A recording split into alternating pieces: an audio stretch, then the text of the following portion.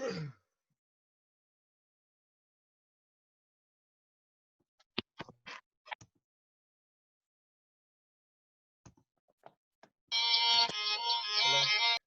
¿qué tal? Hola. Hola.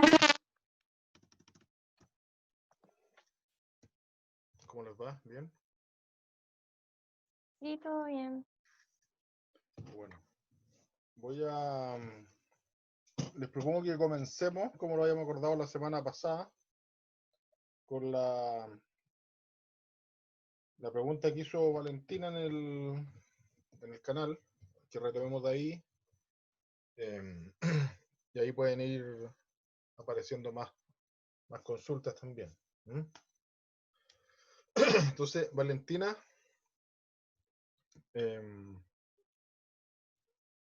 ¿estás ahí? ¿Sí?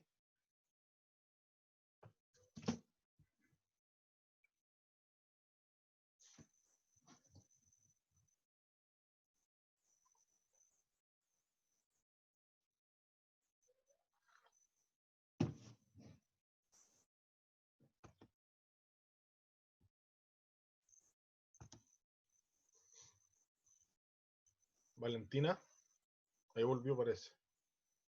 Sí, creo que estaba pegada. Sí. Sí, yo estaba un poco atrasada con las clases, entonces comenté en dos videos. Pero una de las preguntas era sobre la manifestación positiva del poder y ¿Ya? negativa, porque entendí que la negativa como que se relacionaba con cosas como el punitivismo y bueno, cosas así, pero la relación positiva no la, no la logré entender. Dijo algo como sobre la circulación, pero no capté bien. Ya, esa era una. ¿Y la otra cuál era? Em, Sobre un mapa conceptual que presenta en la clase 2 En la que clase 2 de esta unidad. sí, de la segunda unidad. ¿Ya? En el último video ¿Sí? ¿Y que qué sale en el mapa? Que no lo tengo acá, pero si me mencionan los conceptos me puedo acordar. lo voy a buscar. Em, Bueno, mientras tanto puedo intentar resolverlo primero, ¿ya? Esta, podríamos decirlo así, esta diferenciación entre la manifestación positiva del poder y su condición más negativa. Entonces, cuando hablamos de tal, bien como tú lo dices, cuando hablamos de su dimensión negativa, la dimensión negativa del poder, desde el punto de vista Foucaultiano, incluso, cuando hablamos de esa dimensión negativa, estamos pensando en una de las primeras consideraciones que uno tiene en torno o en relación al poder, es decir, esta idea de que el poder es castigador, ¿no? Esa condición punitiva que tú también mencionabas hace un rato. Claro, y yo en ese momento seguramente tengo que haber puesto la figura del carabinero agarrando casi como una caricatura, digamos, agarrando al humazo a algún manifestante. Efectivamente, ahí se está manifestando el poder, pero se está manifestando en su condición negativa, es decir, una manifestación coercitiva. ¿Sí?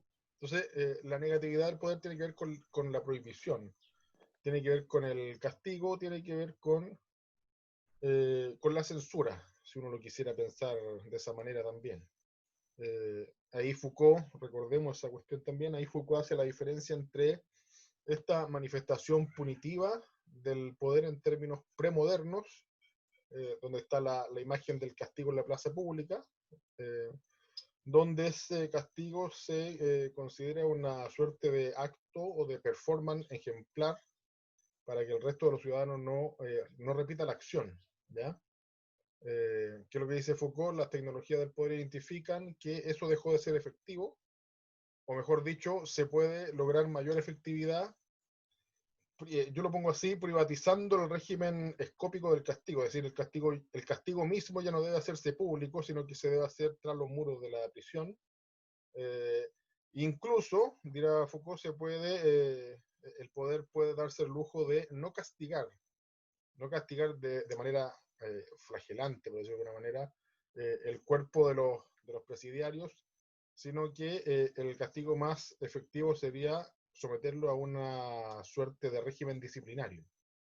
Y en ese régimen disciplinario donde nace para Foucault el poder carcelario en su dimensión moderna. Y esa es como y yo creo que una de las diferencias más importantes entre el poder modernamente entendido y el poder premodernamente entendido, que tiene que ver con el foco que se le pone al castigo, ¿ya? Eso sería en relación a la dimensión negativa del poder. Cuando hablo de la dimensión positiva, nuevamente tomándolo desde Foucault, estoy pensando en una manifestación más performática, si se quiere, más ligada a la producción, yo lo menciono así, a la producción de subjetividad. ¿Ya? ¿A qué me refiero con eso? Para poner en términos como más o menos simples, se refiere a la producción de situaciones, al aseguramiento de mecanismos que determinan la realización de determinadas acciones. Y esas determinadas acciones, por el hecho de repetirse de manera cotidiana, van generando ciertos esquemas de pensamiento. Entonces, cuando yo hablo de producción de subjetividad, hablo de modelamiento del comportamiento, de modulación de los esquemas mentales, y si mal no sé si está en el video, si no está, bueno, podría tomarse nota de eso ahora. Uno de los ejemplos más claros de esta idea de positividad del poder, uno lo puede encontrar en la escena educativa. Y ahí lo que yo generalmente hago es relacionar esta idea de la escena educativa con la noción de violencia simbólica en Bourdieu, ¿ya? Entonces, la educación como violencia simbólica puede ser entendida desde Foucault como una manifestación positiva del poder. ¿Por qué? Y ahí uno lo puede pensar desde Rancière también, en el texto El maestro ignorante, por ejemplo, o en El filósofo y sus pobres. ¿Por qué? Porque en la educación el sometimiento no se percibe como tal. Entonces, la subyugación de las estrategias del poder a los intereses de una clase dominante en la escena educativa más o menos tradicional no se percibe como violencia, ¿ya? Foucault dirá, es precisamente en ese tipo de escenas, como la de la educación, y ahí uno debería traer también a colación el texto de Althusser, ideología como aparato ideológico del Estado, en donde la escuela es un aparato ideológico del Estado, dirá Foucault, en ese tipo de manifestaciones el poder tiene su mayor eficacia, ¿ya? Entonces ahí es donde pone el ojo Foucault, no tanto en la dimensión punitiva del poder, en la que clausura, en la que reprime, sino pone el ojo y el análisis se fundamenta mucho más en las conductas que no son percibidas como castigo ni como disciplina, pero que funcionan precisamente en ese orden. No sé si queda más o menos Sí, clara la sí, diferencia. pero ¿por qué se le da entonces como esta connotación positiva si tampoco son como cosas buenas necesariamente? No, claro, pero el concepto de positividad no tiene que ver con lo bueno y lo malo, tiene que ver con la idea de generación. ¿Ya? Antes de clausura, cuando hablamos de negatividad, estamos hablando de clausura, algo que impide avanzar, algo que impide un cierto desarrollo. Cuando hablamos de positividad, hablamos de prácticas, creo que Foucault lo pone casi textualmente así, prácticas generativas de subjetividad. Habría que revisar eso, no tengo tan buena memoria, pero creo que Foucault lo menciona así. Esa manera de presentarlo sería muy Foucaultiana. Prácticas generativas de subjetividad, ¿ya? Que generan patrones de comportamiento, generan patrones de percepción antes que restringirlos. Ya. Sí. Y ahí sí me queda súper claro. Mm. Solo para agregar un dato más a eso, hay un texto muy bueno de Baudrillard, que es, yo soy pésimo para recordar los títulos, pero es donde Baudrillard habla del nacimiento del objeto de consumo. No recuerdo cuál es el texto preciso de Baudrillard. Bueno, quizás durante la conversación me voy a acordar. Pero si ustedes googlean objeto de consumo en Baudrillard, seguro les va a salir el texto de inmediato. ¿Y por qué lo menciono? Bueno, porque ahí esa sería otra manera de comprender también desde otro lado, y un lado que es muy pertinente para todas las disciplinas ligadas al diseño y a las artes visuales.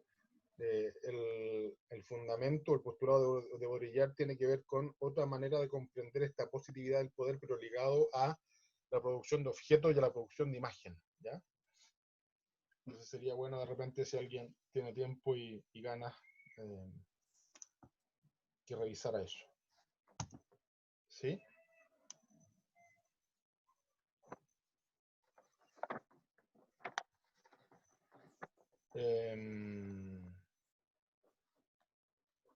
Y la otra pregunta que tenía Valentina era sobre el esquema.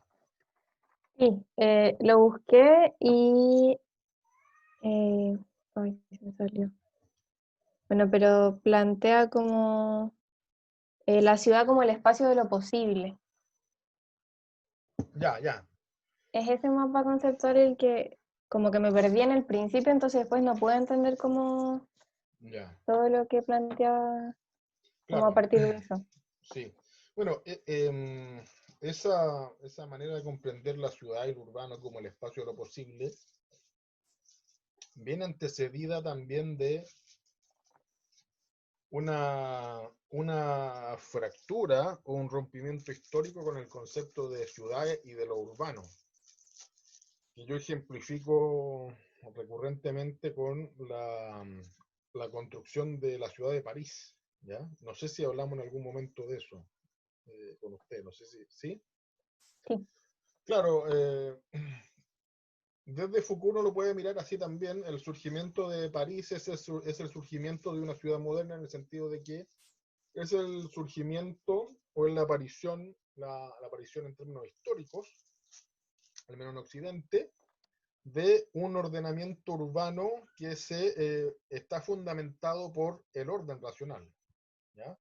Entonces, en ese sentido, una de las claves para comprender la articulación moderna de la ciudad tiene que ver con el apego irrestricto a la racionalidad y al cálculo. Racionalidad y cálculo que también se dejan ser leídas como la organización de los procesos de circulación de la ciudad. Entonces, se producen, se realizan ejercicios arquitectónicos que tienen que ver con los ensanches de la avenida, ¿ya? Se empiezan a ensanchar las avenidas, se diagonalizan las calles, dejando atrás y evitando todos los recovecos que tenía la ciudad medieval, en ese caso. Ciudad medieval que, en términos estrictos, no era una ciudad orgánicamente. El contexto medieval no es un contexto que haya crecido orgánicamente, sino que es fruto de un crecimiento inorgánico, no previamente trazado.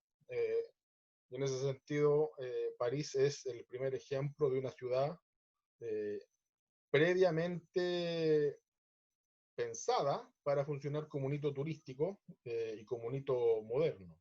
Entonces, en ese sentido, la ciudad se transforma como el espacio de lo posible, y uno debería agregar ahí también el espacio de lo probable, porque cualquier acción que se realice en la ciudad, en este nuevo espacio que estructuralmente ha sido habilitado para estar disponible en términos visuales para el ojo del poder, como casi una figura como del ojo de Sauron, que todo lo ve. Bueno, la ciudad de París es un espacio que arquitectónicamente ha sido pensada para estar a disposición, uno podría decir incluso a disposición visual de la permanente vigilancia del poder. Entonces se ensanchan las avenidas para asegurar la circulación, pero también se ensanchan las avenidas de París para lograr la sofocación de cualquier manifestación contra el poder, para que las fuerzas policiales lleguen más rápido, ¿ya?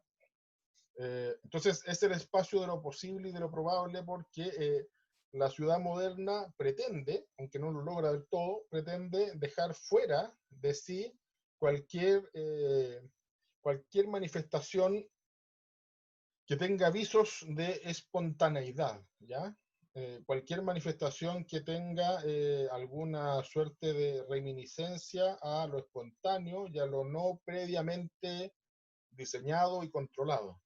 Y es por eso que se hace tan fuerte y tan interesante en términos, yo diría en términos más de discurso político incluso, la, todas estas acciones que tienen que ver con las derivas situacionistas. ¿Han escuchado de eso, verdad?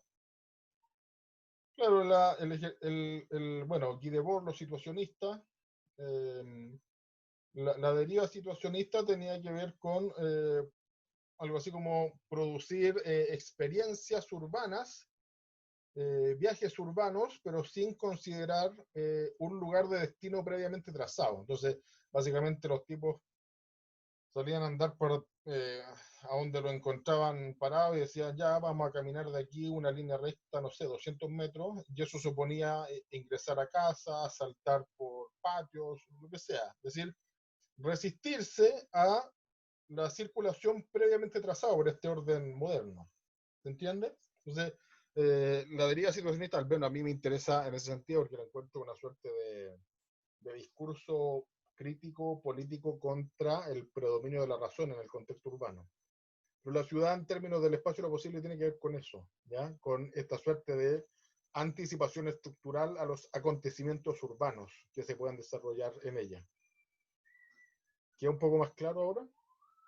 Sí, igual hay otro concepto en ese mapa conceptual y que también se repite harto en la clase, que es el coeficiente de circulación. Claro, es que estábamos hablando de la circulación de las personas, estábamos hablando de la circulación de los automóviles, por ejemplo.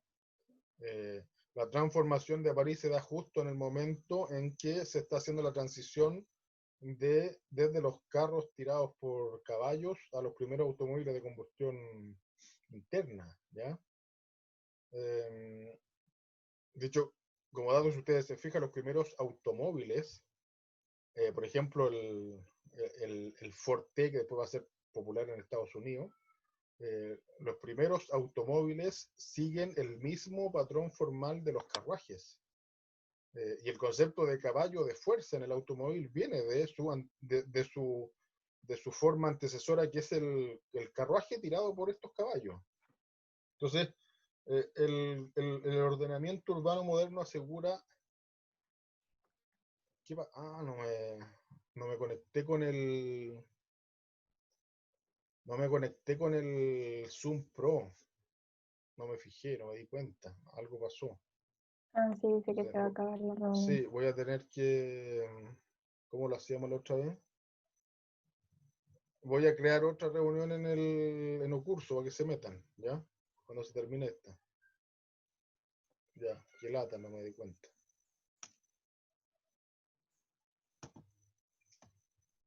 Entonces, se asegura la circulación en ese sentido, pero también se asegura la circulación de las mercancías. Y esa circulación de las mercancías se asegura con la creación del bulevar. Y el bulevar, en términos de modificación del régimen visual de los habitantes de este París moderno, es bien importante, porque dentro del bulevar aparece un hito arquitectónico que no es menor que la vitrina, ¿ya? Y la vitrina tiene una relación más o menos directa con este régimen escópico al que estoy haciendo alusión. Es decir, la vitrina permite la aparición del concepto de mercancía. La vitrina da la posibilidad de exhibir el producto a resguardo de que se lo roben. La vitrina da la posibilidad de exhibir la forma del producto, pero instalando una barrera para que el producto no pueda ser tocado. ¿Se entiende? Entonces, en términos marcianos, incluso uno lo podría pensar así. La vitrina lo que hace es crear la distancia necesaria para que emerja la mercancía. La vitrina también da la posibilidad de que el transeúnte, de manera permanente, se mire en el espejo. Es decir, tenga una relación con su propia imagen. Y se produce este efecto que también es una suerte de modulación subjetiva, de estar más o menos de manera constante pendiente del cómo me veo, ¿ya? Y eso adquiere una importancia. Cómo me veo es importante porque de esa manera también me ven los otros. Entonces, la emergencia del cristal de la vitrina también influye en el modo en que los sujetos se relacionan entre sí. Y ese modo, ese nuevo modo de relacionarse entre sí, está modulado en buena parte por una concepción de imagen que es el resultado básicamente de una transformación material. Uno podría decir que el hierro y el vidrio son los materiales fundamentales de la modernidad, a ese nivel. Sin el aprovechamiento industrial del hierro y del vidrio dan por resultado la modernidad. Es decir, lo que estoy diciendo es que sin esos elementos no hay modernidad, no hay transformación, no hay París. No hay París, no hay Vicuña Maquena. Ustedes saben que Benjamín Vicuña Maquena está en París cuando se está produciendo esta transformación. Y eso es lo que después lo instala como el primer intendente de Santiago, gracias a esa experiencia de modernización.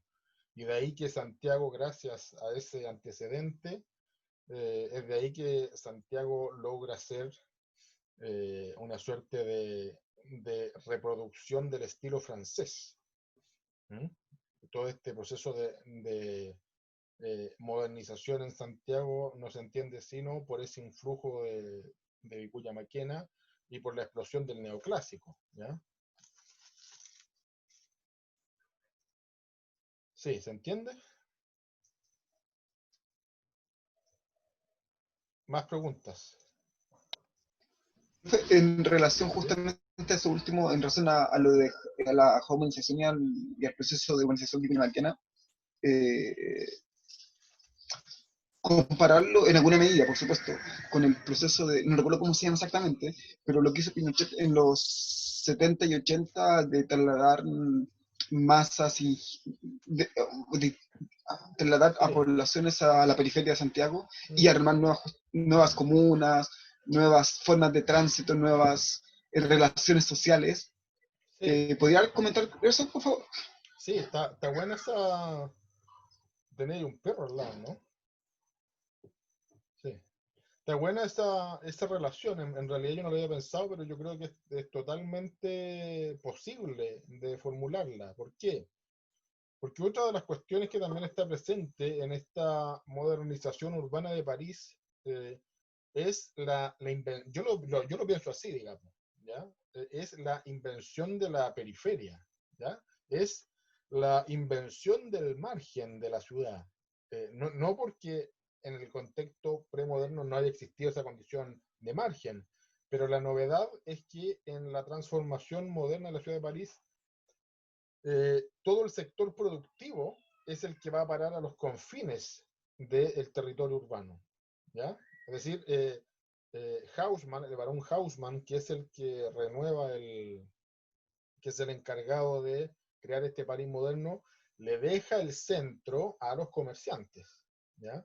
No a los productores, sino que a los comerciantes, ¿ya? Entonces, uno puede ir leyendo que en las bases del urbanismo moderno lo que está es el predominio de una lógica dictada por el mercado. Es decir, estructuralmente la ciudad moderna se asegura de que el orden del mercado, que la circulación que va ligada al mercado esté total y absolutamente segura de que siga reproduciéndose. ¿Se entiende? Entonces, ese proceso de enviar fuera, uno lo puede mirar así también, enviar fuera de la visión a los productores de las mercancías, y ya no solo con los resultados de esa mercancía, también tiene una implicancia política. Si uno esa cuestión la trae al ejemplo que está poniendo el César en relación a lo que hace Pinochet, bueno, uno también lo puede efectivamente mirar de esa manera. Hay como una suerte de,